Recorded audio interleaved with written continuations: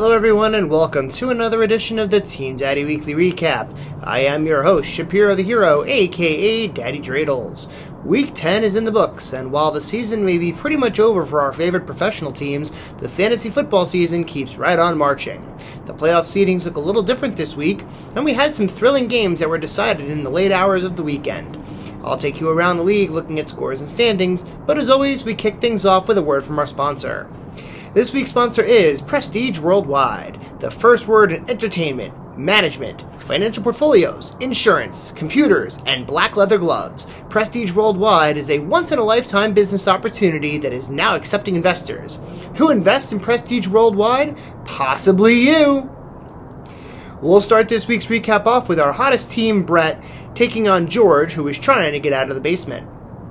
But, as we all know, Brett loves to brag about his victories, and he earned another one this week, beating George 190 to 101.65. Brett was led by Keenan Allen with 45.5 points, and he also got 31.45 points from Jared Goff. George was led by Jamar Chase with 32.4 points, and he also got 15 points from Odell Beckham Jr. Now there's a blast from the past. However, with the loss, George falls to 3-7 and continues his basement residency. Meanwhile, Brett improves to 7-3 and maintains his share of first place. He will go for his 6th consecutive win in Week 11 when he takes on Kyle, while George will look to avoid his 3rd straight loss when he faces Swans next week. Speaking of Swans, he has now won back-to-back games for the 2nd time this year after beating Big John 123.65 to 119.8. Swans was led by C.D. Lamb with 44.5 points, and he also got 26.4 points from Captain Bijan Robinson. Big John was led by Joe Burrow with 33.35 points, and he also got 24.7 from Tyler Boyd. However, Big John once again left massive points on the bench this time in the form of Brandon Cooks and his 37.3 points. And in such a close matchup, this would have absolutely been a difference maker for Big John. But alas, he falls to 6-4 and loses his share of first place. He will try to regroup next week when he and I square off. Meanwhile, Swans improves to 5-5 and will try to get above 500 in Week 11 when he plays George. Turning now to my game against Jed, I was able to get back into the win column this week thanks to a 166.4 to 127.45 victory over Bang Bang Skeet Skeet. My team was led by Captain Josh Dobbs with 44.7 points, and I also got 29.6 points from George Kittle.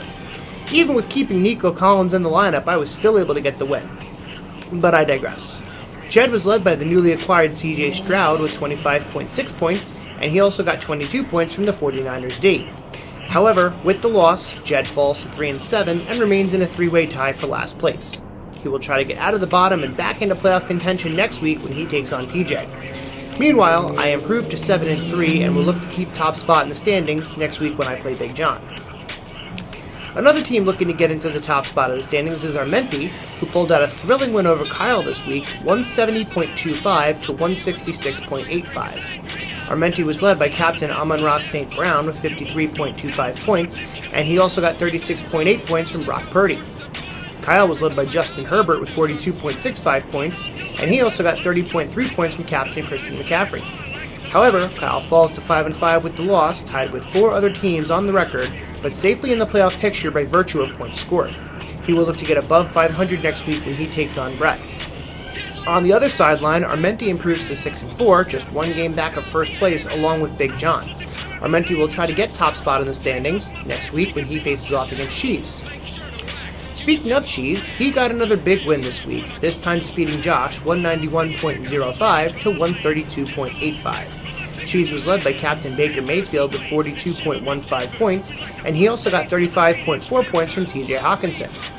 Cheese actually cleaned up in side pots this week, earning $30 for having the week's highest scoring team and highest scoring kicker.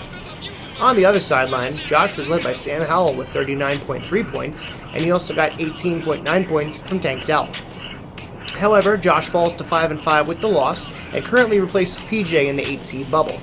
He will look to get above 500 and back into a playoff spot next week when he takes on Zach. Meanwhile, Cheese is also now 5-5, but has the edge over the other 5-5 teams by having the most points scored on the season. He will also look to get above 500 in Week 11 when he plays Armenti. Our final matchup of the week pitted PJ against Zach, with both teams looking to break 2-game losing streaks.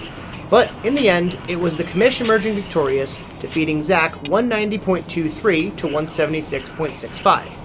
PJ was led by Captain Geno Smith with 58.13 points, earning $10 for having the week's highest scoring player. PJ also got 36.7 points from Brian Robinson and another 21 from Javonte Williams on Monday night.